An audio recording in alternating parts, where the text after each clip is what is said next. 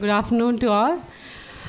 എനിക്ക് തോന്നുന്നത് ഈ ഇരിക്കുന്ന രണ്ട് വ്യക്തികൾക്കും വലിയ ഇൻട്രഡക്ഷനൊന്നും ആവശ്യമില്ലെന്ന് തോന്നുന്നു.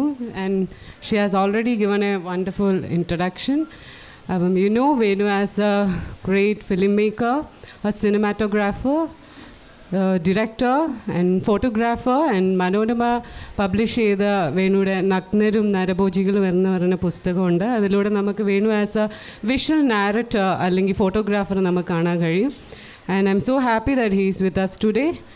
ആൻഡ് നമുക്ക് ഉണ്ണിയാറുണ്ട്. ഉണ്ണിയാർ ഒരു വ്യത്യസ്ത ശൈലിയിലുള്ള കഥാരചനകൾ കൊണ്ട് മലയാളി ഓഡിയൻസിനെ എല്ലാവരെയും കയ്യിലാക്കിയ ഒരു വ്യക്തിയാണ്.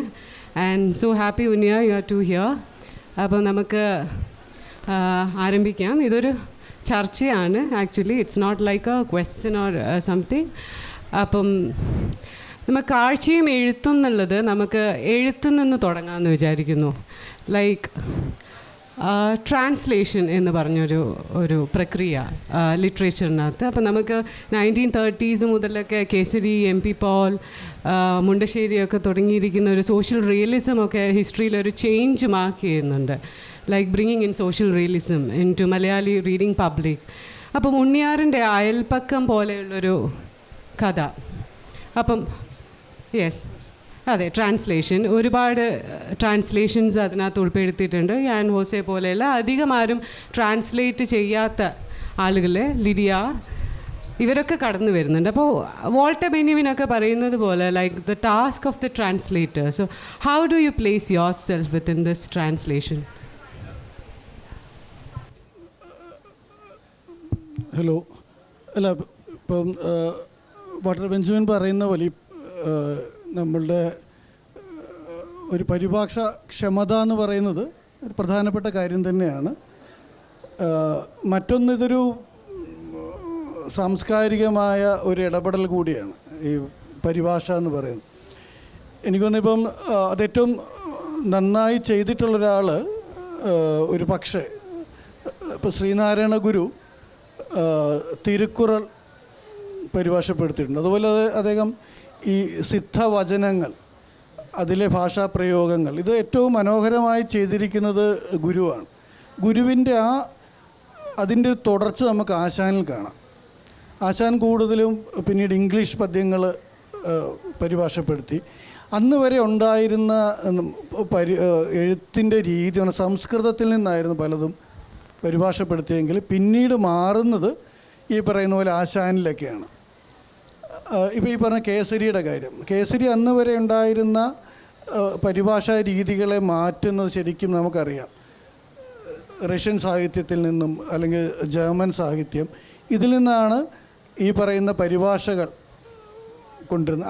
അത് 60കളിലും 70കളിലും എത്തുമ്പോൾ നമുക്കറിയാം അത് ഗോവിന്ദനെ പോലുള്ളവരുടെ ഇടപെടലുണ്ട്. അങ്ങനെയാണ് എങ്ങനെയാണ് ഇന്ത്യയിലെ ബഹുഭാഷകളിൽ നിന്നുള്ള, അതായത് നമ്മുടെ തൊട്ട അയൽപക്കങ്ങളിലുള്ള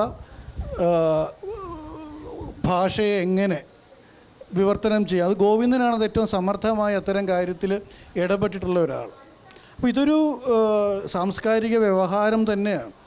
അപ്പോൾ അതുകൊണ്ട് തന്നെ എന്നാൽ ഇപ്പോൾ ഇ വി രാമകൃഷ്ണനെ പോലുള്ളവരുടെ പഠനങ്ങളിൽ അവർ പറയുന്നത് ഈ ഏകഭാഷ, ഇംഗ്ലീഷ് പോലുള്ള ഏകഭാഷയുള്ള രാജ്യങ്ങളിൽ മറ്റ് ഭാഷകളിൽ നിന്നുള്ള ട്രാൻസ്ലേഷൻ സ്വീകരിക്കുന്നതിലുള്ള അവരുടെ മടിയെക്കുറിച്ച് പറയുന്നുണ്ട്.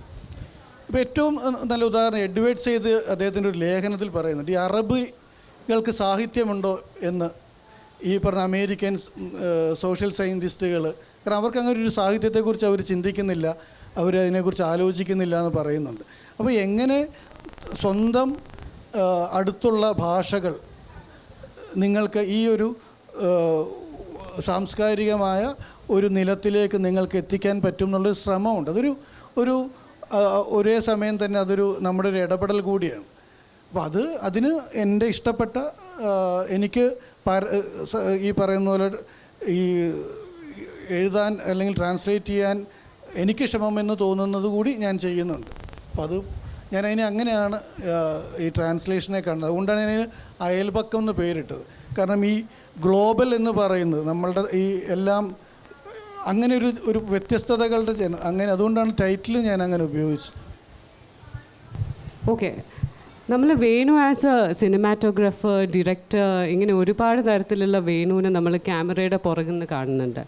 അപ്പോൾ we can see 2020 True Copy webzine publish ചെയ്ത ഒരു ട്രാൻസ്ലേഷൻ ഉണ്ട്. Venu is translating Bob Dylan's blowing in the wind.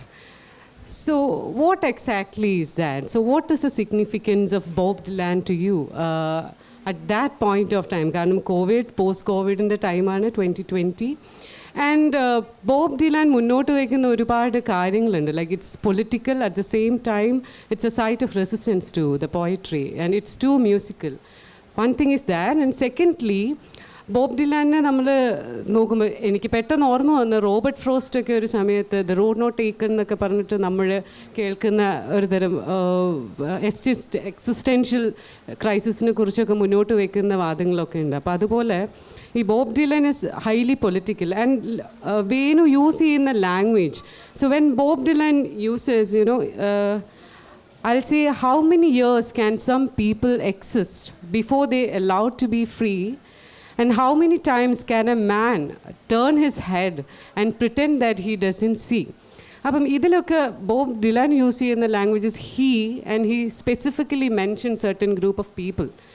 അപ്പോൾ അത് വേണു ട്രാൻസ്ലേറ്റ് ചെയ്യുമ്പം അസ് അല്ലെങ്കിൽ നമ്മൾ എന്നുള്ള രീതിയിലാണ് മലയാളത്തിൽ അത് എഴുതുന്നത്. And is it a conscious act, and what you actually were trying to say? ഇത് എൻ്റെ അടുത്തിരിക്കുന്ന ഉണ്ണിയാർ, അദ്ദേഹം പല പുസ്തകങ്ങളും ട്രാൻസ്ലേറ്റ് ചെയ്തിട്ടുണ്ട്. അദ്ദേഹത്തിൻ്റെ പല പുസ്തകങ്ങളും പല ഭാഷകളിലും ട്രാൻസ്ലേറ്റ് ചെയ്യപ്പെട്ടിട്ടുണ്ട്. അപ്പോൾ അങ്ങനെയൊക്കെയുള്ള ഒരാളാണ് എൻ്റെ അടുത്തിരിക്കുന്നത്. അപ്പോൾ അദ്ദേഹത്തിന് മുമ്പിൽ വെച്ച് ഞാൻ 10 വരി ട്രാൻസ്ലേറ്റ് ചെയ്തതിനെ പറ്റി പറയണമെന്ന് പറഞ്ഞാൽ അത് ബുദ്ധിമുട്ടുള്ള കാര്യമാണ്. ഇത് ചെയ്തത് കോവിഡിൽ ഞാൻ വീട്ടിൽ ഒറ്റയ്ക്ക് ഇരിക്കുന്ന സമയത്താണെന്നുള്ള സത്യമാണ്. എനിക്ക് ചെറുപ്പം മുതലേ ഞാൻ ബോബ് ഡിലൻ്റെ പാട്ടുകൾ കേട്ടിട്ടുണ്ട്. പലപ്പോഴും നമ്മൾ ആളുകളുടെ കൂടെ ഇരുന്ന് സംസാരിക്കുകയും കള്ളു കുടിക്കുകയൊക്കെ ചെയ്യുമ്പം ബോബ് ഡിലൻ എന്തുകൊണ്ട് നോബൽ പ്രൈസ് കിട്ടുന്നില്ല എന്ന് ഞാൻ 10-25 കൊല്ലമായിട്ടാണ് നമ്മുടെ കൂട്ടുകാരോട് തർക്കിച്ചുകൊണ്ടിരിക്കുന്ന ഒരാളാണ് ഞാൻ. അപ്പോൾ ഇദ്ദേഹത്തിന് നോബൽ പ്രൈസ് കിട്ടിയപ്പോൾ ഇവിടെ നാട്ടിലെ പല സാഹിത്യകാരന്മാരും കവികളും ഒക്കെ, നാട്ടിലെ മാത്രമല്ല ലോകം മുഴുവൻ ഉള്ള പലരും ഇതെന്താണ് പാട്ടുകാരന് അല്ലെങ്കിൽ പാട്ടെഴുത്തുകാരന് നോബൽ പ്രൈസ് കൊടുക്കുക, ഇത് പോയട്രി ആണോ? പക്ഷേ അവരൊക്കെ മറന്നുപോയൊരു കാര്യം, പോയട്രിക്ക് അല്ല നോബൽ പ്രൈസ് കൊടുത്തത്, ലിറ്ററേച്ചറിനാണ്. പോയട്രിയും സോങ് റൈറ്റിങ്ങും വിഭിന്നമായ രണ്ട് ലിറ്ററേച്ചർ ബ്രാഞ്ചസാണ്. അത് ഒരു മരത്തിൻ്റെ തന്നെ 2 പ്രത്യേക ശിഖരങ്ങളാണ്. അപ്പോൾ ഒരു സോങ് റൈറ്ററെ നമുക്കൊരിക്കലും ഒരു പോയറ്റല്ല എന്ന് പറഞ്ഞിട്ട് താഴ്ത്തി കാണാൻ പറ്റുകയില്ല. എൻ്റെ അഭിപ്രായത്തിൽ ടാഗോറിനേക്കാളും വലിയ എഴുത്തുകാരനാണ് ബോബ് ഡിലൻ. ഇപ്പോൾ അതിന് തർക്കിക്കുന്ന ആളുകളുണ്ടാവും, അതിനെപ്പറ്റി ഞാൻ ഒന്നും പറയുന്നില്ല. പക്ഷേ എന്തുകൊണ്ട് ഈ പാട്ട് ഞാൻ എഴുതിയെന്ന് ചോദിച്ചാൽ എനിക്ക് വളരെ ഇഷ്ടപ്പെട്ട ഒരു പാട്ടായിരുന്നു അത്. പിന്നെ അതൊരു പാട്ടാണ് എന്നുള്ള ഒറ്റ കാരണം കൊണ്ട് തന്നെ നമ്മളത് വിവർത്തനം ചെയ്യുമ്പോൾ അതിന് പാട്ടിൻ്റെ ഒരു ചെറിയൊരു താള ലക്ഷണമെങ്കിലും ഉണ്ടായിരിക്കണം. നമ്മളത് ഗദ്യത്തിൽ വിവർത്തനം ചെയ്തതിൽ അർത്ഥമില്ല എന്ന് മനസ്സിലാക്കിയിട്ട് തന്നെയാണ് ഞാനത് ചെയ്തത്. അത് പിന്നെ ഞാൻ വെറുതെ ഒരു തമാശയ്ക്ക് ചെയ്തു നോക്കിയാണ്. ഞാനിത് മുമ്പും അതിന് ശേഷവും ഞാനിങ്ങനൊരു സാഹസ പ്രവൃത്തി ചെയ്തിട്ടില്ല. പക്ഷേ ഈ പാട്ട് വളരെ പൊളിറ്റിക്കലി വളരെ പ്രധാനപ്പെട്ട ഒരു കാര്യമാണ്. അന്യൻ്റെ കഷ്ടപ്പാടുകൾ മനസ്സിലാക്കാത്ത, അല്ലെങ്കിൽ അതിൽ ദുഃഖിക്കാത്ത, അതിൽ പ്രതിഷേധിക്കാത്ത ജനങ്ങളാണ് ലോകത്തിൽ 99% എന്ന് നമുക്ക് ഇന്നത്തെ പത്രം വായിച്ചാൽ പോലും മനസ്സിലാവും. അത് എല്ലായിടത്തും ഉണ്ട്. ഇപ്പം ഗാസയിലാണേലും ഉക്രൈനിലാണേലും എവിടെയാണെങ്കിലും നമ്മളൊരു 4 ദിവസം കഴിയുമ്പോൾ നമ്മൾ മറ്റുള്ളവരുടെ കഷ്ടപ്പാടുകൾ മറന്നു പോകുന്നു. അതിൽ നമുക്ക് പ്രത്യേകിച്ചൊന്നും ചെയ്യാനില്ല, നമുക്ക് പ്രത്യേകിച്ച് അതിന് എന്ത് ചെയ്യാൻ പറ്റും, അത് അപ്പോൾ അവരുടെ വിധിയാണ് എന്നൊക്കെ പറയുന്ന ഒരവസ്ഥയിലോട്ട് നമ്മളെ തന്നെ തരം താഴ്ത്തുന്ന ഒരു സ്ഥിതിവിശേഷം ഉണ്ടാകും. അതിനെപ്പറ്റിയാണ് ബോബ് ഡിലൻ ഈ പാട്ട് എഴുതിയിരിക്കുന്നത്. അതായത് നമ്മളെങ്ങനെയാണ് പ്രിറ്റൻഡ് ചെയ്യുന്നത് നമ്മളൊന്നും കാണുന്നില്ല എന്ന്. എന്തൊക്കെ നടക്കുന്നു, ആളുകൾക്ക് എന്തൊക്കെയോ ബുദ്ധിമുട്ടുകളുണ്ടാകുന്നു, എന്തുമാത്രം കഷ്ടപ്പെടുന്നു, എത്ര കുഞ്ഞുങ്ങൾ മരിക്കുന്നു. പക്ഷേ നമുക്കിതൊന്നും ബാധകമല്ല. കാരണം നമ്മൾ മുഖം തിരിക്കുകയാണ് ചെയ്യുന്നത്. എന്നിട്ട് നമ്മളൊന്നും കാണുന്നില്ല എന്ന് നമ്മൾ സ്വയം തെറ്റിദ്ധരിപ്പിക്കുകയാണ്. അപ്പോൾ ആ ഒരവസ്ഥ, പ്രത്യേകിച്ച് ഈ കോവിഡിൻ്റെ കാലത്ത്, കോവിഡിൻ്റെ സമയത്ത് നമ്മളിതൊക്കെ ഇവിടെ ഇരിക്കുന്ന എല്ലാവരും തന്നെ മറന്നുപോയി കാണും. ജനങ്ങൾ ബുദ്ധിമുട്ടിയ സാഹചര്യങ്ങൾ, എത്രയോ ആളുകൾ ബോഡി പോലും മരിച്ചയാളുടെ ശവം പോലും കിട്ടാത്ത അവസ്ഥയിലോട്ട് മാറിപ്പോയിരിക്കുന്നു. എനിക്ക് തന്നെ വ്യക്തിപരമായിട്ട് അറിയുന്ന പലരും ഉണ്ടായിട്ടുണ്ട്. അപ്പോൾ ഇങ്ങനെ പല രീതിയിലും നമ്മൾ ഒറ്റപ്പെട്ടിരിക്കുമ്പോൾ പെട്ടെന്ന് ഒരു പാട്ട്, ബോബ് ഡിലൻ 1000 പാട്ട് എഴുതിയിട്ടുണ്ട്. എൻ്റെ അതിലൊരു 500 എണ്ണം എൻ്റെ കയ്യിലുണ്ട്, ഞാൻ പലപ്പോഴും കേൾക്കാറുള്ളതാണ്. പക്ഷേ ഈ ഒരു പാട്ട് എന്തുകൊണ്ട് ഞാൻ സെലക്ട് ചെയ്തു എന്ന് ചോദിച്ചാൽ, അല്ലെങ്കിൽ എനിക്കിത് പിന്നെ വെറുതെ എനിക്ക് വേണ്ടി ചെയ്തതാണ്, ഞാൻ വേറെ ആരെയും കാണിക്കാനോ കേൾപ്പിക്കാനോ ചെയ്തതല്ല. അതിൽ ഡിലൻ പറഞ്ഞിരിക്കുന്നത് ഒരാളെ പറ്റിയാണ്, എ മാൻ എന്നാണ് അദ്ദേഹത്തിൻ്റെ പ്രൊട്ടാഗണിസ്റ്റ്. ഞാനത് നമ്മൾ എന്നാക്കി. കാരണം എ മാൻ എന്ന് പറഞ്ഞാൽ അദ്ദേഹം ഉദ്ദേശിച്ചതും ഓരോ മനുഷ്യനായിരിക്കില്ല, കുറച്ചുകൂടെ വൈഡായിട്ടുള്ളൊരു ഓഡിയൻസിന് അല്ലെങ്കിൽ ഒരു ജനസമൂഹത്തിനായിരിക്കും അദ്ദേഹം ഉദ്ദേശിച്ചത്. പക്ഷേ എനിക്ക് മലയാളത്തിൽ ഒരാൾ എന്ന് പറയുന്നതിലും കുറച്ചുകൂടെ ഉത്തരവാദിത്വം കൂടുതൽ തോന്നിയത് നമ്മൾ എന്ന് പറയുന്നതാണ്. എന്നുകൊണ്ട് തോന്നിയതുകൊണ്ടാണ് അങ്ങനെ ചെയ്തത്. സോ അടുത്തത് നമ്മൾ യാത്രയും വിഷ്വൽ നാരറ്റീവ്. അപ്പോൾ വേണുവിൻ്റെ അടുത്ത് തന്നെയാണ് ചോദ്യം. മനോരമ പബ്ലിഷ് ചെയ്ത നഗ്നരും നരഭോജികളും and before that solo stories. അപ്പോൾ ഇതെല്ലാം വേണുവിൻ്റെ നീണ്ട യാത്രകളെ കുറിച്ചിട്ടുള്ള എഴുത്തുകളാണ്. അപ്പോൾ അതിനകത്ത് തന്നെ നമ്മളൊരു യാത്ര ചെയ്യുമ്പോൾ വൺ തിങ് സംടൈംസ് ഒരു ഡെസ്റ്റിനേഷൻ എപ്പോഴും ഫിക്സ്ഡ് ആയിരിക്കും, ചില സമയത്ത് അത് ഉണ്ടാവാറില്ല. അപ്പോൾ നമ്മൾ ഈ യാത്രകളിലൂടെ പോകുമ്പം നമ്മൾ ഈ ചെയ്യുന്ന ഫോട്ടോഗ്രാഫ്സ് അല്ലെങ്കിൽ നമ്മളൊരു ആർക്കൈവ് ചെയ്യുന്നു, അല്ലെങ്കിൽ at the same time you become an ethnographer. അപ്പോൾ ഹൗ യു സീ ദാറ്റ്? ഇങ്ങനെ ഒരു മാവോയിസ്റ്റ് അല്ലെങ്കിൽ നോർത്ത് ഈസ്റ്റിലേക്ക് പോകുന്ന സമയത്ത് it's a site of resistance, at the same time state terrorism so called, and it's highly conscious act അല്ലേ വേണു ചെയ്യുന്നത്? And how is it that? സത്യത്തിൽ ഞാൻ എഴുതാൻ വേണ്ടിയൊന്നും അല്ല എൻ്റെ ആദ്യത്തെ യാത്ര ചെയ്ത്. എനിക്ക് എഴുതണമെന്ന് യാതൊരു ഉദ്ദേശവും ഇല്ലായിരുന്നു. കുറച്ച് പടം എടുക്കുക എന്നുള്ളത് മാത്രമേ ഉണ്ടായിരുന്നുള്ളൂ ഉദ്ദേശം. പക്ഷേ ഒരു പുസ്തകം എഴുതാൻ ഒരാൾ എന്നെ ഒരുപാട് പ്രോത്സാഹിപ്പിച്ചുകൊണ്ട് മാത്രമാണ്, അല്ലെങ്കിൽ ഒരുപാട് സപ്പോർട്ട് ചെയ്തുകൊണ്ട് മാത്രമാണ് എനിക്കത് ചെയ്യാൻ പറ്റിയത്. അതിൻ്റെ അകത്ത് അത് കഴിഞ്ഞിട്ട് രണ്ടാമത്തെ യാത്ര ചെയ്യുമ്പോൾ എനിക്കൊരു മനസ്സുണ്ടായിരുന്നു, ഇത് വേണമെങ്കിൽ ഒരു പുസ്തകമാക്കാം. എന്തുകൊണ്ട് ബസ്തർ പോലെ അല്ലെങ്കിൽ ഛത്തീസ്ഗഡ് പോലെ ഒരു സ്ഥലത്ത് മാവോയിസ്റ്റുകളെ ഭയപ്പെട്ട് നമ്മൾ അവിടെ പോകരുത് എന്ന് എല്ലാവരും പറഞ്ഞൊരു സ്ഥലത്ത് എന്തിനു ഞാൻ പോയി എന്ന് ചോദിച്ചാൽ, അത് നമ്മൾക്ക് ഇവിടെ ഇരുന്നാൽ കാണുന്ന കാഴ്ചയല്ലോ നമ്മൾ അവിടെ ചെല്ലുമ്പോൾ കാണുന്നത്. അവിടെ ചെല്ലുമ്പം ഞാനവിടെ പിന്നെ മാവോയിസ്റ്റുകളുടെ അല്ലെങ്കിൽ അങ്ങനത്തെ ആളുകളുടെ ഭാഗത്തു നിന്ന് എനിക്ക് ഒരു ഭീഷണിയോ അല്ലെങ്കിൽ എന്തെങ്കിലും ഒരു തടസ്സമോ എനിക്ക് ഉണ്ടായിട്ടില്ല. അവിടെ നമ്മൾ ഭയപ്പെടേണ്ടത് പോലീസിനെയും പട്ടാളത്തിനെയാണ്. അവരാണ് പിന്നെ നമ്മൾ ഏത് സമയത്തും പിടിച്ചു നിർത്തി എന്താണ് എങ്ങോട്ട് പോവുകയാണ് വണ്ടിയൊക്കെ കയറുമെന്ന് പറഞ്ഞാൽ നമുക്ക് അത് ചെയ്യാൻ മാത്രമേ പറ്റുള്ളൂ. അപ്പോൾ നമ്മുടെ ഒരു വലിയ തെറ്റിദ്ധാരണയായിരുന്നു, അല്ലെങ്കിൽ എൻ്റെ ഒരു വലിയ തെറ്റിദ്ധാരണ അല്ല, എന്നെ ഉപദേശിച്ചവരുടെ തെറ്റിദ്ധാരണയായിരുന്നു അവിടെ മാവോയിസ്റ്റുകൾ നമ്മളെ പിടിച്ചുകൊണ്ട് പോയി വെടിവെച്ച് കൊല്ലുമെന്ന്. പക്ഷേ അങ്ങനെയല്ല അവിടുത്തെ അവസ്ഥ. നമ്മൾ ഭയപ്പെടേണ്ടത് അവിടുത്തെ നിയമങ്ങളും അവിടുത്തെ പോലീസ് അല്ലെങ്കിൽ പിന്നെ പാരാമിലിറ്ററിയുടെ പിന്നെ അധികാരങ്ങളുമാണ്. അത് അനുഭവിച്ച് വർഷങ്ങളായിട്ട് അവിടെ കഴിയുന്ന ഒരു ജനതയെ കാണുക എന്നുള്ളതും എൻ്റെ ആവശ്യമായിരുന്നു. എനിക്ക് പലരുമായിട്ട് സംസാരിക്കാൻ പറ്റി. അപ്പോൾ ചിലരൊക്കെ എൻ്റെ അടുത്ത് ചോദിച്ചിട്ടുണ്ട്, നിങ്ങൾ മാവോയിസ്റ്റുകളെ കണ്ടിട്ടുണ്ടോ? അപ്പോൾ ഞാൻ അവരോട് പറഞ്ഞത്, ഈ മാവോയിസ്റ്റുകളെന്ന് പറയുന്നത് അവിടെ പിന്നെ ഇങ്ങനെ തോക്കും പിടിച്ച് വഴി നിൽക്കുന്ന ആളുകളൊന്നും അല്ല. ഞാൻ കണ്ടിട്ടുണ്ടായിരിക്കും, എനിക്കറിയാമേ, ഞാൻ സംസാരിച്ച പലരും മാവോയിസ്റ്റ് അനുഭാവികളായിരിക്കും, എനിക്കറിയില്ല. പക്ഷേ എനിക്ക് ആരുടെ ഒരു മനുഷ്യൻ്റെ കയ്യിൽ നിന്ന് പോലും എനിക്ക് യാതൊരു ബുദ്ധിമുട്ടും ഉണ്ടായിട്ടില്ലെന്ന് മാത്രമല്ല, എല്ലാവരും ഒരുപാട് സഹായിക്കുകയും കൂടെ നിൽക്കുകയും ഒക്കെ ചെയ്തു. പിന്നെ ഇത് മാവോയിസ്റ്റുകളെ കാണാനൊന്നും അല്ല ഞാനവിടെ പോയത് ആ സ്ഥലം കാണാനും അവിടുത്തെ സംസ്കാരം മനസ്സിലാക്കാനുമാണ്. ആ സംസ്കാരത്തിൻ്റെ ഭാഗമാണ് ഇപ്പോൾ അവിടെ മാവോയിസം അല്ലെങ്കിൽ എക്സ്ട്രീമിസം. ഇതൊക്കെയാണ് കാരണങ്ങൾ എന്ന് പറയാനുള്ളത്. ഓക്കെ, നേരെ അത് ഉണ്ണിയാറിൻ്റെ കഥകളിലേക്ക് വരുമ്പം, ഉണ്ണിയാറിൻ്റെ ബാദുഷ എന്ന കാൽനടക്കാരൻ അല്ലെങ്കിൽ പ്രതി പൂവൻകോഴി ഇങ്ങനെയുള്ള കഥകൾ എടുക്കുമ്പോൾ Unniyar is travelling within the scapes of Trivandrum അല്ലേ? വേണുയുടെ യാത്രകൾ ഒരു ഡെസ്റ്റിനേഷൻ അടുത്തതിലേക്കാണെങ്കിൽ Unniyar is within the space of Kerala.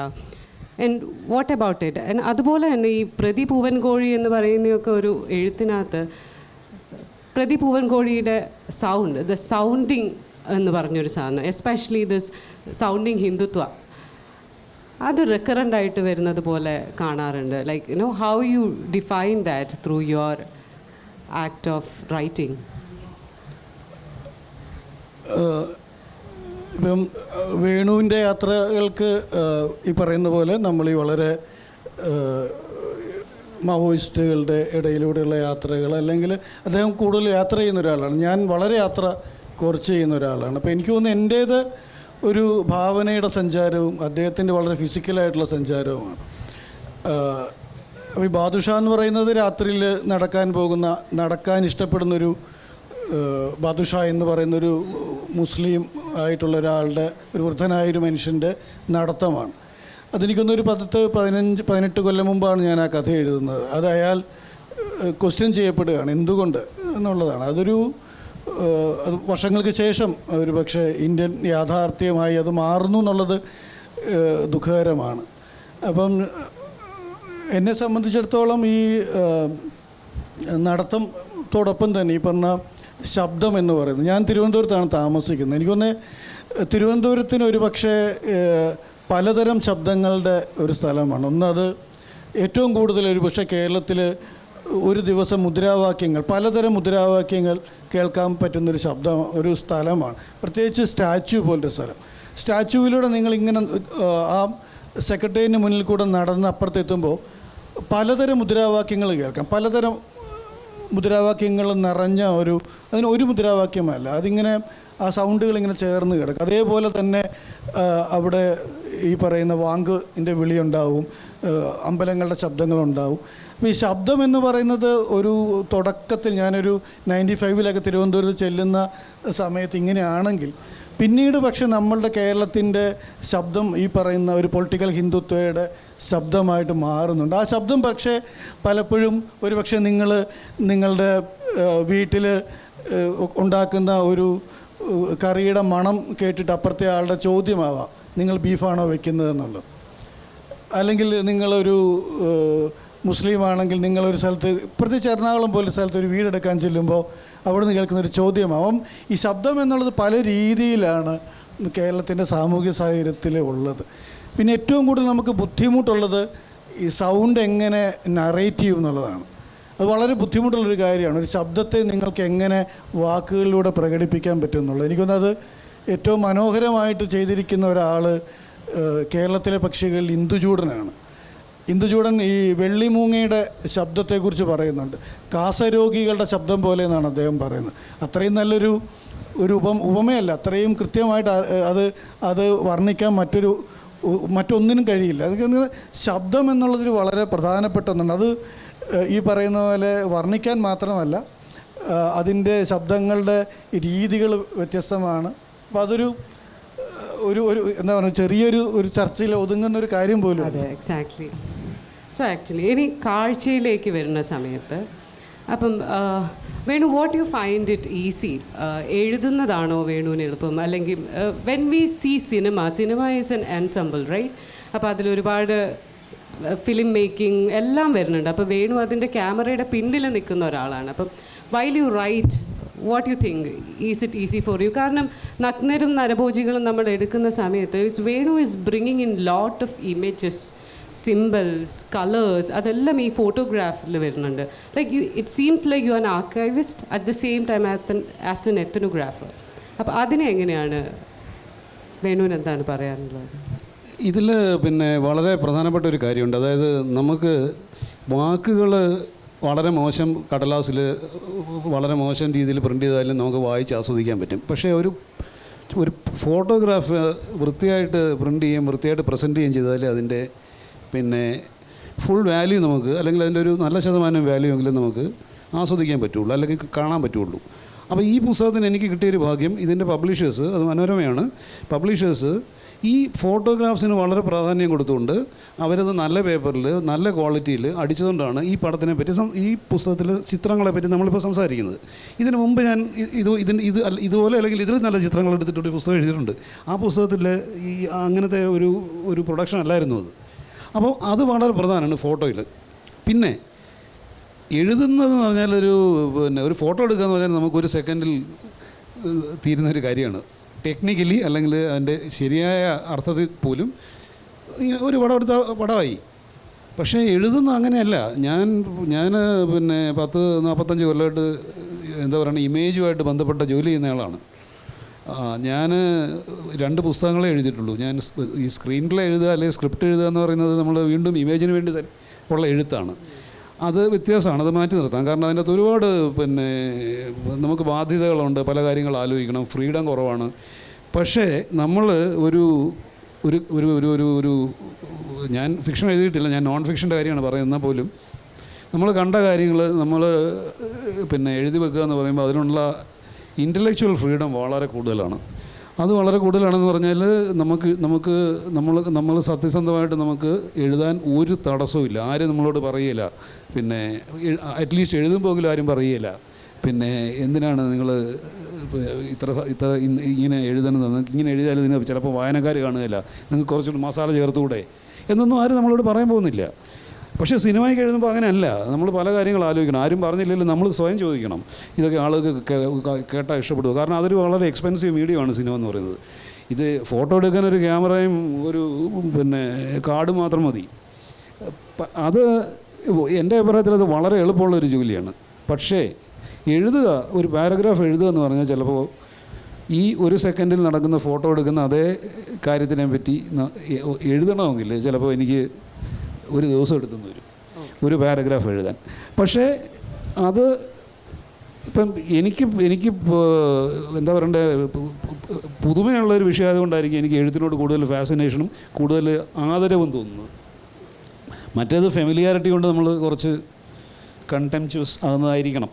Okay, so moving back to ഉണ്ണിയാറിൻ്റെ കഥകളിൽ തിമാറ്റിക്കലി വരുന്നത് നടത്തം എന്ന് പറയുന്ന ഒരു പ്രോസസ്സ്.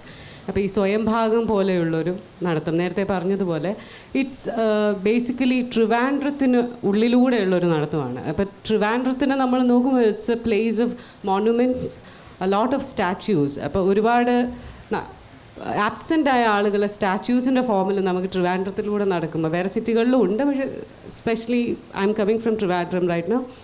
അപ്പം നമുക്ക് അങ്ങനെ കാണാൻ കഴിയും. And the characters are walking in between. And Edasseri വരുന്നുണ്ട്, ശാരദാമണീനെ പോലെ ഒരു അക്കാഡമീഷ്യൻ വന്നിട്ട് അവരെ കൺഫ്രണ്ട് ചെയ്യുന്നുണ്ട്.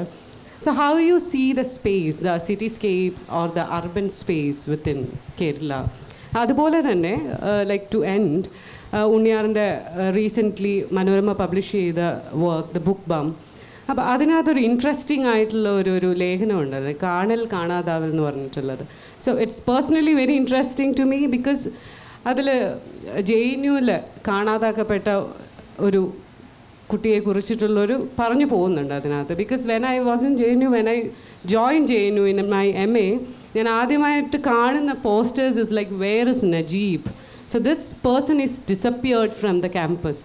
അപ്പം അത് നമ്മുടെ പ്രൊട്ടസ്റ്റിലും നിരന്തരമായിട്ട് വന്നുകൊണ്ടിരിക്കുന്ന ഇന്നും പറഞ്ഞുകൊണ്ടിരിക്കുന്ന, and it's disappeared completely. So there is a kind of politics in absence when you talk. അപ്പം അതെങ്ങനെയാണ് ഉണ്ണിയാർ കാണുന്നത് and when you write it? ഈ സ്വയംഭാഗം എന്ന് പറഞ്ഞ കഥ പല ആൾക്കാരും ആ കഥ ആ രീതിയിലല്ല കണ്ടത്. എന്തായാലും അങ്ങനെ അതിനെക്കുറിച്ച് നല്ലത് പറഞ്ഞതിൽ സന്തോഷമുണ്ട്. കാരണം അതിൻ്റെ തലക്കെട്ട് മുതൽ ആൾക്കാർ തെറ്റിദ്ധരിച്ച് വായിക്കുകയായിരുന്നു. പിന്നെ ഈ അർബൻ സ്കേപ്പ് എനിക്കൊരു ഈ ഈ ഫ്ലനേർ എന്ന് പറയുന്ന ഒരു ജോണർ പോലും ഉണ്ട് ഈ ഫ്രഞ്ച് സാഹിത്യത്തിൽ. അപ്പോൾ അതിൽ ഈ ബോദ്ലെയറൊക്കെ ശരിക്കും നഗരത്തിലൂടെ നടന്നിട്ട് ആണ് അത് എഴുതിയിരുന്നത്, അല്ലെങ്കിൽ പെസോവ. അപ്പം ഇതൊരു പ്രധാനപ്പെട്ട ഒരു എഴുത്ത് രീതി തന്നെയാണ്. അപ്പോൾ അതുകൊണ്ട് തന്നെ ട്രിവാൻഡ്രം പോലൊരു സ്ഥലത്ത് നമുക്ക് ഇത്തരം മോണ്യുമെൻറ്റ്സ് ഒരുപാട് കാണാം. അപ്പോൾ ഇതിനിടയ്ക്ക് ഈ പറഞ്ഞ പോലെ ഈ ആബ്സെൻറ്റ് പ്രസൻസ് എന്ന് പറയുന്ന ഒരു കാര്യം, ഈ അല്ലെങ്കിൽ ഈ അദൃശ്യതയും ദൃശ്യതയും എന്ന് പറയുന്ന ഒന്നുണ്ട്. അപ്പോൾ ഈ ശാരദാമണിയെപ്പോലെ ഒരാൾ, അല്ലെങ്കിൽ ഇടപ്പള്ളി രാഘവൻ പിള്ള, ഇതൊരു ഓർമ്മ കൂടിയാണ്. അല്ലെങ്കിൽ അയാൾ ക്രിയേറ്റ് ചെയ്യുന്ന മറ്റൊരു അർബൻ സ്പേസ് ഉണ്ട് അതിൽ, അതൊന്ന്. അപ്പോൾ എന്നെ സംബന്ധിച്ചിടത്തോളം ഞാനിത് വളരെ വർഷങ്ങളായിട്ട് ഞാൻ ഈ ആബ്സെൻറ്റ് പ്രസൻറ്റ് എന്ന് ഈ പറയുന്ന ഒരു വിഷ്വൽ നറേറ്റീവ് എങ്ങനെയാണ് ചെയ്യാം കേരളത്തെക്കുറിച്ചിട്ടെന്നുള്ള ഒരു ചിന്തയിൽ ഞാൻ ഒരുപാട് ചിത്രങ്ങൾ എടുത്തിട്ടുണ്ട്. അതിലിപ്പം ഒന്ന് ശാസ്ത്രമംഗലത്തെ സൂര്യ TV-യുടെ ഓഫീസ്. അത് പണ്ട് അടിയന്തരാവസ്ഥ കാലത്തെ പ്രധാനപ്പെട്ട ഒരു പീഡനം നടന്നിരുന്ന, അതായത് വർക്കല വിജയനെ പോലൊരാളെ കൊന്ന സ്ഥലമാണ്. ഇന്നത് സൂര്യ TV-യുടെ ഓഫീസാണ്. അപ്പോൾ എങ്ങനെയാണ് ഒരു സ്പേസ് മാറുന്നത്, എങ്ങനെയാണ് ഒരു സ്പേസ് ഇല്ലാതാവുന്നത്, ഈ ചിന്ത, അതിൻ്റെ ഒരു വിഷ്വൽ നറേറ്റീവ് ഞാൻ വളരെ വർഷങ്ങളായിട്ട് ചെയ്തുകൊണ്ടിരിക്കുന്ന ഒരു കാര്യമാണ്. അതുപോലെ തന്നെ അപ്പോൾ അതിൻ്റെ ഭാഗമായിട്ട്, അതിൻ്റെയൊക്കെ തുടർച്ചയായിട്ടാണ് ഈ കഥ. ഈ സ്വന്തം ഭാഗം എന്നുള്ളത് ഒരു പ്രധാനപ്പെട്ടൊരു കാര്യമാണ്. അപ്പോൾ അത് ഈ കഥയിൽ ഞാൻ ഒരു 95-96 സമയത്തെ തിരുവനന്തപുരത്ത് ആണ് ഞാൻ ക്രിയേറ്റ് ചെയ്യുന്നത്. അതിൽ ഈ ഓർമ്മ എന്ന് പറയുന്നത് വളരെ പ്രധാനപ്പെട്ടതാണ്. പിന്നെ ഈ പറഞ്ഞ പോലെ കാണാതാക്കപ്പെടുക എന്ന് പറയുന്നത് അതൊരു നമുക്കറിയാം ഏത് സമയത്തും ഏത് മനുഷ്യനും ഇപ്പോൾ JNUവിൽ നിന്ന് മാത്രമല്ലല്ലോ. ഇപ്പോൾ അതൊരു അതെങ്ങനെയാണ് ഒരു രാജ്യം ഏകാധിപത്യത്തിലേക്ക് പോകുമ്പോൾ എങ്ങനെയാണ് മനുഷ്യൻ നമുക്കിടയിൽ നിന്ന് നഷ്ടമാവുന്നതെന്നുള്ളത്. അതിപ്പം വയനാട്ടിൽ ജലീലാണ്, നിലമ്പൂർ 2 മാവോയിസ്റ്റുകളായിട്ടുള്ളവരാണ്. അത് നമുക്ക് ഈ പറയുന്ന കേരള ഗവൺമെൻറ്റിന്, കേന്ദ്ര ഗവൺമെൻറ്റിൽ നിന്ന് ഇത്ര കോടി കിട്ടും, അതിന് കണക്കില്ല. അപ്പം അതിന് ഈ കുറച്ച് മനുഷ്യരെ കൊന്നാൽ മതി നമുക്ക്. അപ്പോൾ നമുക്കിടയിൽ നിന്ന് എത്രയും പെട്ടെന്ന് മനുഷ്യർ അപ്രത്യക്ഷരായിക്കൊണ്ടിരിക്കുകയാണ്. അത് മാത്രമല്ല, നമുക്ക് ഹിസ്റ്റോറിക്കലായിട്ടുള്ള നമ്മുടെ പലതും, അതുകൊണ്ടാണ് ബാബറി മസ്ജിദ് നമുക്ക് ഇല്ലാതാക്കപ്പെടുന്നത്. ഒരു സ്പേസ് എങ്ങനെയാണ് നിങ്ങളുടെ ഹിസ്റ്ററിയിൽ നിന്ന് നിങ്ങൾക്ക് ഇല്ലാതാക്കാൻ പറ്റും? അത് എളുപ്പമാണ് സ്റ്റേറ്റിന്. അപ്പോൾ ഇത് ഞാൻ കഴിഞ്ഞ കുറേ വർഷങ്ങളായിട്ട് ചെയ്തുകൊണ്ടിരിക്കുന്ന ഒരു കാര്യം, അതിൻ്റെ ഒരു തുടർച്ചയാണ്. ഞാൻ വർഷങ്ങളായിട്ട് ചെയ്തിരുന്നൊരു കാര്യമുണ്ട്. ഈ തിരുവനന്തപുരത്തെ സെക്രട്ടേറിയറ്റിന് മുന്നിലെ പോസ്റ്റേഴ്സും സ്ലോഗൻസും ഞാൻ ഷൂട്ട് ചെയ്തിരുന്നു, സ്റ്റിൽസ് എടുത്തിരുന്നു. അതൊരു കഴിഞ്ഞൊരു 20 കൊല്ലമായി ഞാൻ ചെയ്തുകൊണ്ടിരുന്നതാണ്. പക്ഷേ അത് എൻ്റെ നിന്ന് മിസ്സായിപ്പോയി. ആ 20 കൊല്ലം ഒരു സാമൂഹ്യ ചരിത്ര പഠിതാവിന് എങ്ങനെ കേരളത്തിൻ്റെ രാഷ്ട്രീയം എങ്ങനെയാണെന്ന് അറിയാൻ അത് മതിയായിരുന്നു. പക്ഷെ അതും കൂടി എൻ്റെ നിന്ന് മിസ്സായി, ഈ പറഞ്ഞ പോലെ കാണാതായി. അല്ല, ഇതൊക്കെയാണ് ഞാൻ ഈ കഥയിലേക്കൊക്കെ ഇതെൻ്റെ തന്നെ ചിന്തയുടെയൊക്കെ തുടർച്ചയുടെ ഭാഗമായിട്ടാണ് ഈ കഥ വന്നിട്ടുള്ളത്. So let's take up some questions, right? നമ്മുടെ പ്രേക്ഷകരുമായിട്ടുള്ള ഇൻട്രാക്ഷന് തൊട്ട് മുമ്പായിട്ട് നമ്മൾ ചെറിയൊരു സെഷൻ നമ്മളിവിടെ ഉണ്ട്. നമ്മുടെ മുന്നിലിരിക്കുന്ന ഇന്ത്യൻ സിനിമയിൽ പ്രതിഭയുടെ കയ്യൊപ്പ് ചേർത്തിയ നമ്മുടെ പ്രിയപ്പെട്ട കാഴ്ചയുടെ വസന്തങ്ങൾ നമുക്ക് വേണ്ടി സൃഷ്ടിച്ച, നമ്മളൊരിക്കലും മറക്കാത്ത ഒരുപാട് കാഴ്ചകൾ നമുക്ക് വേണ്ടി സമ്മാനിച്ച പ്രതിഭയുടെ ആ ഒരു കണ്ണുകളാണ്, ആ കാഴ്ചകളാണ് അദ്ദേഹം നമ്മുടെ മുന്നിലുണ്ട്. വേണു സാർ, അദ്ദേഹം എഴുതിയിട്ടുള്ള കേരള സാഹിത്യ അക്കാദമി അവാർഡ് ലഭിച്ച നഗ്നരും നരഭോജികളും എന്ന പുസ്തകം, മലയാള മനോരമ ബുക്സാണ് ഈ പുസ്തകം പ്രസിദ്ധീകരിച്ചത്. ഈ പവനിൽ അത് ലഭ്യമാണ്. ആ പുസ്തകത്തിൻ്റെ പ്രകാശനവും അതുപോലെ തന്നെ ചെറുകഥകളിലൂടെ വലിയ ഒരു ലോകത്തേക്ക്, ലോക സാഹിത്യത്തിലേക്ക് തന്നെ വേണമെന്ന് നമുക്ക് പറയാം, അങ്ങനെയുള്ള വലിയ ഒരു ലോകത്തേക്ക് കൊച്ചു കഥകളിലൂടെ വലിയൊരു ലോകം സൃഷ്ടിച്ച ഉണ്ണി ആർ സർ, അദ്ദേഹത്തിൻ്റെ മനോരമ ഓൺലൈനിൽ ഏറെക്കാലം നിങ്ങൾ പലരും വായിച്ചിട്ടുണ്ടാവും, അല്ലെങ്കിൽ ഇപ്പോഴും നിങ്ങൾക്ക് വായിക്കാവുന്നതാണ് ആ പുസ്തകം. അത് നമ്മളെ ബുക്ക് ബം എന്ന പേരിൽ നമ്മൾ പ്രസിദ്ധീകരിച്ച ഒരു പരമ്പര ഓൺലൈനിൽ ഉണ്ടായിരുന്നു. അതിൻ്റെ പുസ്തക രൂപത്തിൽ മനോരമ ബുക്സ് അത് പ്രസിദ്ധീകരിച്ചിട്ടുണ്ട്. ആ പുസ്തകത്തിൻ്റെ പ്രകാശനവും ഈ വേദിയിൽ നടക്കുകയാണ്. അപ്പോൾ ഈ പുസ്തകത്തിൻ്റെ പ്രകാശനത്തിന് വേണ്ടി പുസ്തകം പ്രകാശനം ചെയ്യുന്നത് ഉണ്ണിയാർ സാറിൻ്റെ ബുക്ക് ബം എന്ന പുസ്തകം പ്രകാശനം ചെയ്യുന്നത് വേണു സാറാണ്. അതുപോലെ തന്നെ വേണു സാറിൻ്റെ പുസ്തകം നഗ്നരും നരഭോജികളും എന്ന പുസ്തകം പ്രകാശനം ചെയ്യുന്നത് ഉണ്ണിയാർ സാറുമാണ്. രണ്ടുപേരെയും ഞാൻ ഈ വേദിയിലേക്ക് ഈ പുസ്തക പ്രകാശനത്തിന് വേണ്ടി ഹാർദവമായിട്ട് ക്ഷണിക്കുന്നു. പുസ്തകം നൽകുന്നത് നമ്മുടെ നിമ്മി ആണ്.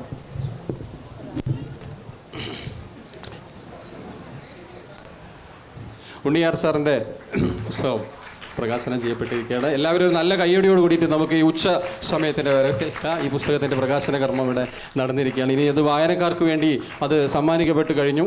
ഇനി നിങ്ങൾക്ക് ഈ പുസ്തകം വായിക്കാം. നമ്മൾ മനോരമ ബുക്സിൻ്റെ ഏകദേശം 3 ലക്ഷത്തോളം പുസ്തകങ്ങൾ നിങ്ങളുടെ തൊട്ടടുത്ത് ഇവിടെ നമ്മൾ ഒരുക്കിയിട്ടുണ്ട്. അതിനകത്ത് ഈ പുസ്തകം ലഭിക്കുന്നതാണ്. അത്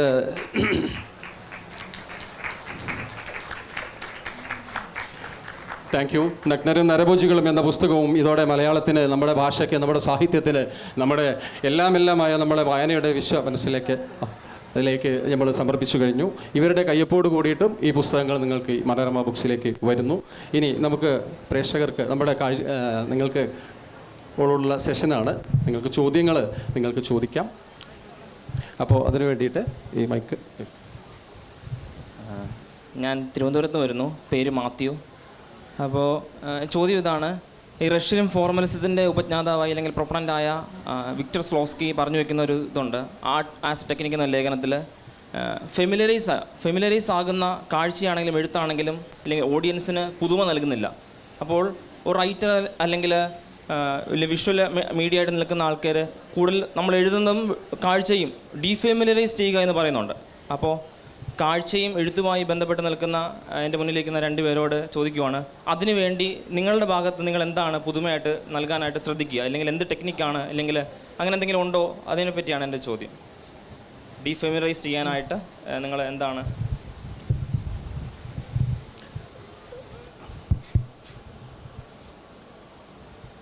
നമുക്ക് പരിചയമുള്ളതാണ് പലപ്പോഴും, അല്ലെങ്കിൽ നമ്മുടെ പരിചിതം ഇപ്പോൾ ഭാഷ, മലയാള ഭാഷ നമുക്ക് വളരെ പരിചയമുള്ള ഒരു ഭാഷയാണ്. ആ ഭാഷയിൽ നമുക്ക് നമ്മുടെ കാഴ്ചകളെല്ലാം തന്നെ വളരെ പരിചിതമായി. ഇത് തന്നെയാണ് ഞങ്ങൾ കുറച്ച് മുമ്പേ പറഞ്ഞ ഒരു കാര്യം. അതായത് അത് നിങ്ങൾക്ക് പുതുതായി എങ്ങനെ നിങ്ങളിലേക്ക് എത്തിക്കാമെന്നുള്ളൊരു ശ്രമം എന്നുള്ളത് തന്നെയാണ് ഏതൊരു എഴുത്തുകാരനും തൻ്റെ ഭാഷ കൊണ്ട് നിർവഹിക്കുന്നൊരു കാര്യം.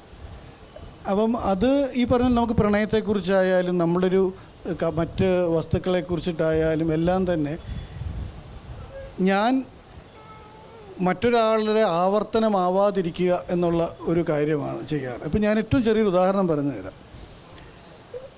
അത് വേണുസാറ് ഒരിക്കൽ MD വാസുദേവൻ നായരോട് ഞാൻ അതിൻ്റെ കൃത്യമായിട്ടുള്ള ഉദാഹരണം ഒരു കാര്യം ചോദിച്ചിട്ട് പറഞ്ഞു, ഇത് പിക്കാസോയുടെ ആ പീരീഡിലെ ബ്ലൂ പീരീഡ് അല്ലേ,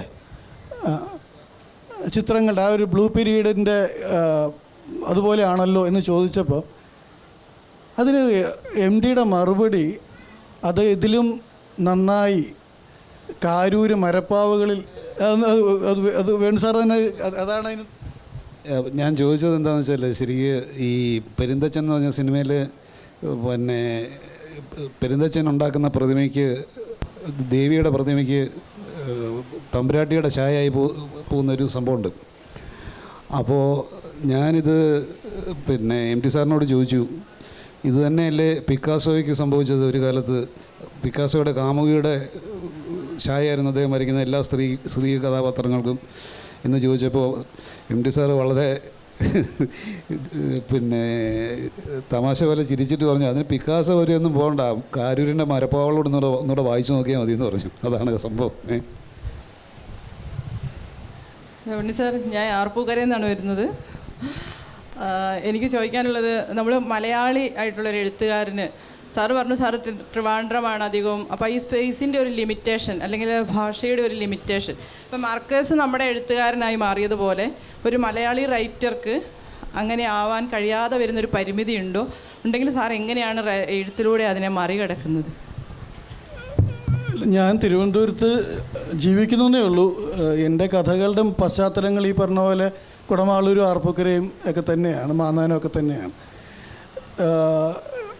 എനിക്കറിയാം എൻ്റെ പരിമിതികളുണ്ട് എന്നുള്ളതിനെക്കുറിച്ചുള്ള 100% ബോധ്യം കൊണ്ടാണ് ഞാൻ നിരന്തരമായി എന്നെ തന്നെ വിമർശനാത്മകമായി കാണുകയും ഓരോ ദിവസവും ഒന്നിൽ നിന്ന് വ്യത്യസ്തമായിട്ട് എഴുതാൻ ശ്രമിക്കുകയും ചെയ്യുന്നു.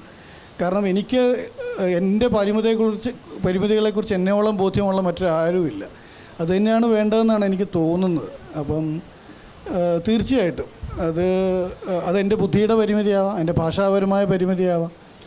അപ്പം ആ പരിമിതികളെല്ലാം പൂർത്തീകരിക്കുന്ന ഒരു ദിവസം ഞാൻ എഴുത്ത് നിർത്തുമെന്നാണ് എനിക്ക് തോന്നുന്നത്. ഗംഭീര വിക്രമായ ഡിഫറെൻറ്റ് കൈൻഡ് ഓഫ് റൈറ്റിംഗ് അതിനകത്ത് വരുമ്പോൾ. So that is quite interesting സാറിന്. അത് കുടമാളൂർ ജീവിച്ചതുകൊണ്ട് തന്നെ കഥകളിയുമായിട്ടുള്ളൊരു ബന്ധമുണ്ടായിരുന്നു. Theatre comes in, poetry comes in, അതുണ്ട്. അത് എല്ലാ മേഖലയിലും ഉണ്ണിയാർ ഇങ്ങനെ കൈവെക്കുന്നുണ്ട്. അല്ലാതെ പിടിച്ചു നിൽക്കാൻ പറ്റൂല, അതുകൊണ്ട് കൈവച്ച് പോകുന്ന. One more question. ചോദ്യം സിനിമോട്ടോഗ്രാഫർ എന്നുള്ള നിലക്ക് വേണുവിനോടാണ്. ഞാൻ എറണാകുളത്തു നിന്നാണ്. ഗുണ എന്ന കമലഹാസൻ്റെ സിനിമ ഗുണ കേവ്സിൽ ചെയ്ത വേണുവാണല്ലോ. ഇപ്പം വളരെ ഹിറ്റ് സിനിമയായ മഞ്ഞുമ്മൽ ബോയ്സ് കണ്ടപ്പം എന്ത് തോന്നി? If you had a more advance technology then I would have done it better എന്ന് തോന്നിയോ? അതോ how do you feel when you saw, what did you feel when you saw Manjummel boys? Manjummel boys ഞാനല്ല shoot ചെയ്തത്. ഗുണ shoot ചെയ്യുന്ന കാലത്ത് ഇപ്പോൾ ഉള്ളതിൻ്റെ അത് നമ്മളിപ്പോഴത്തെ അവസ്ഥ വെച്ച് കമ്പയർ ചെയ്താൽ വളരെ പ്രിമിറ്റീവ് എന്ന് തന്നെ പറയാവുന്ന രീതിയിലുള്ള സാങ്കേതിക സൗകര്യങ്ങൾ മാത്രമേ അന്ന് ഉണ്ടായിരുന്നുള്ളൂ.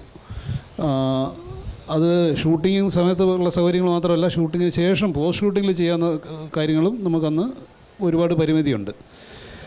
അപ്പോൾ പിന്നെ ഉദാഹരണത്തിന് നമുക്ക് ഒരു റിമോട്ടായിട്ട് ഓപ്പറേറ്റ് ചെയ്യുന്നൊരു ക്യാമറ ഇല്ല, ഒരു ഹെലിക്യാം ഇല്ല, പിന്നെ എല്ലാം നമ്മൾ സാധാരണ ഇപ്പോൾ ഇങ്ങനെ ഒരു ക്യാമറ കൊണ്ട് ഷൂട്ട് ചെയ്യുന്ന പോലെ നമ്മൾ ചെയ്യണം, മാക്സിമം ചെയ്യാവുന്ന ഒരു ചെറിയൊരു മൂവ്മെൻ്റൊക്കെ ചെയ്യാം, അത്രയൊക്കെ ഉള്ളൂ.